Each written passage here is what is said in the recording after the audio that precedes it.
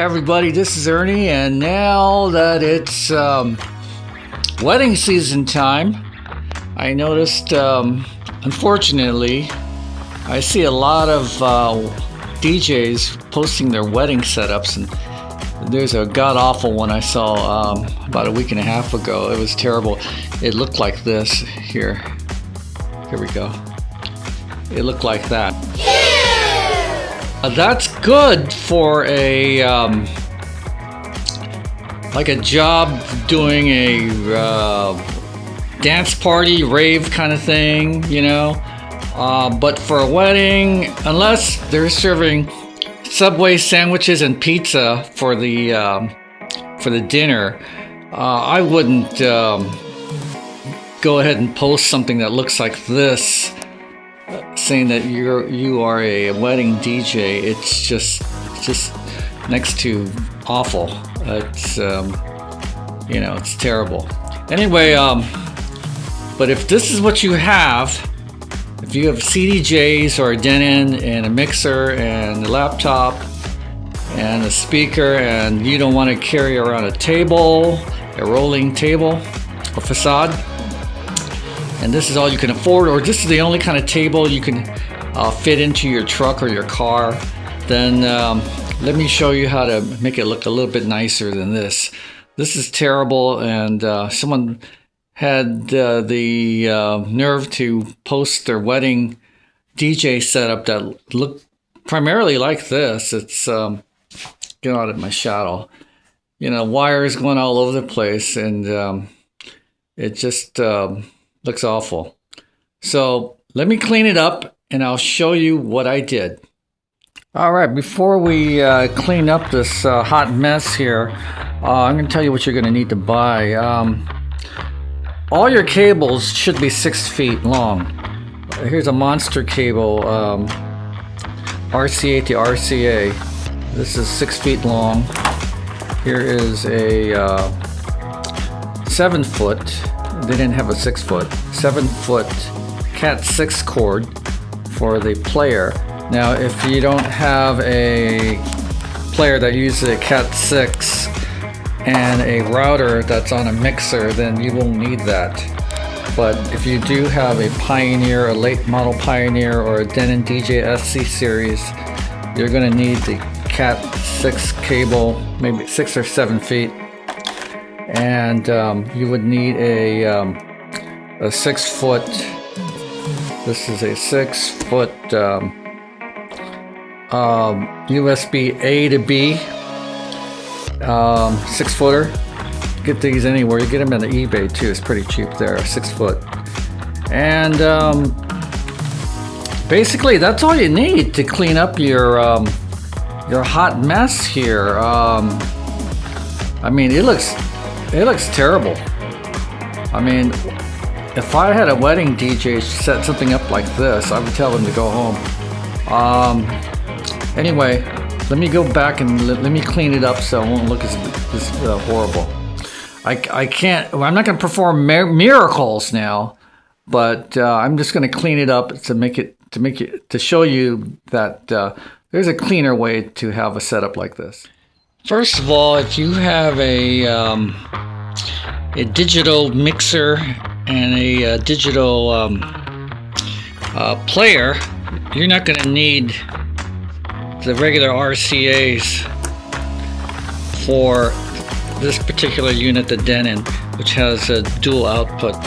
You'll just need 2 of them, and you place it into the digital section here, which is digital out. Here's one right here, and then maybe put the red one here. Okay, I bought this monster cable, this old type of TV 3 RCA unit. So what I'm going to do is I'm just going to let one dangle here. I know it doesn't look good, but no one's going to see it. This third one is good to hook up into the analog in case you really have an F up and you need to use the analog. But I really doubt that's going to happen. But it's good for having that peace of mind here. This is the monster cable 6 footer now. And I don't, I'm not telling you to go out and buy this. I'm a big Hosa fan myself, but the Monster cable will do. And then you hook up the other end to the digital side of the mixer. I'll show you that. All right, back on the Denon player, or your Pioneer. They both have it. The link cord here, the link cable, which is basically all it is, the Cat 5, Cat 6. This thing is ugly as hell, and throw that away.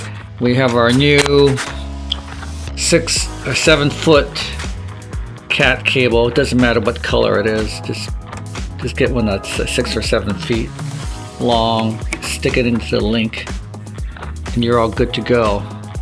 And of course, you have your 6 foot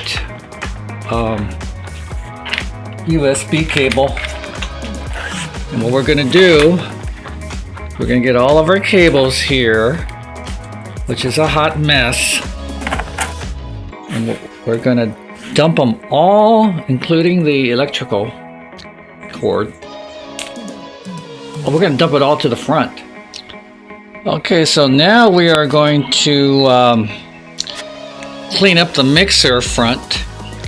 Look how nice this is after we diverted all the cables to the rear there. Okay, here we go with the front. We're going to remove all these cables, and what we're going to do is we're going to hook up the cables that were from the back of this thing onto here. We're going to lift up the front, take the cover off in the front as well, and then route them out to the front of the mixer here. So let me show you how it's going to happen. We're not going to have any of these XLRs or any of this stuff showing, because it is a hot mess. Looks like a spider's web or something. All right, let's take a look here. We have all of our cords, the left and right XLR speakers. We have our digital ins from the player, and we're going to have it going from 3 and 4 on our digital in. And let's see here. Oh yeah, and then we have our link from the player into the router on the routing system here to send all the information from the CDJ or the Denon to the mixer. And we also have a terrible mic 2 input that I have a cable connected to an XLR on the other end. So that cleans it up a little bit, and it's gonna look like that. I mean, well, hang on, let me show it to you. All right, so I rerouted all the cables to the rear, and here's what it looks like. How do you like that? Nice and clean, huh? Anyway, so what we did, like recapping, we sent all the cables that were out in the front to the rear, and all nice and neat there. Even the USB cable going to the computer right here from the mixer is rerouted to the back, and as well as the USB from the CD players, the media players are routed to the back. But it looks nice and clean here, right? And you can get away with it at a wedding. Wait, why is this thing out of focus?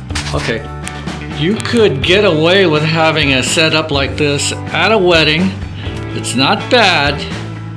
We got our wedding wired mic right here with the cable that's thrown in the back of the table here, so it's not right in front, so you can always roll it up after you're done, saying your thing and whatnot, and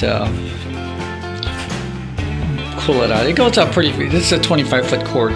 It goes out pretty far, so if you don't have a wireless mic, you could always use one of these Sennheiser E835s, one of my favorite mics. And I got to tell you the truth, the mic section on this Denon mixer is really superb. I'm not saying an analog one is any better, but it sounds pretty good. Okay, so let's take a look here. Okay, we have our laptop, and there's no wires coming from it. Looks clean. The only wire we have is our power cable out in the front. Can't do anything about that. Okay, let's go back and take a look at the dirty mess back here. Yeah, this is a mess right here. And this is what the wedding people, your party people don't want to see. And it's covered by the your cover in the front, your black cover or your gray or whatever color you have. So all this stuff isn't shown. And that's the great thing about having these single decks. They have the covers that you can remove just for this purpose. You know, that's what I think it's for. I think it's for doing that. I could be wrong though. But anyway, all the wires come out, they match up, and there is no messy messes up in the front. Let me show you another thing that I have. I've always had this. This is called a USB extension with 4 USBs on it. And what you do is you get a little bit of gaff tape. You tape the connector onto your USB because it always pops off.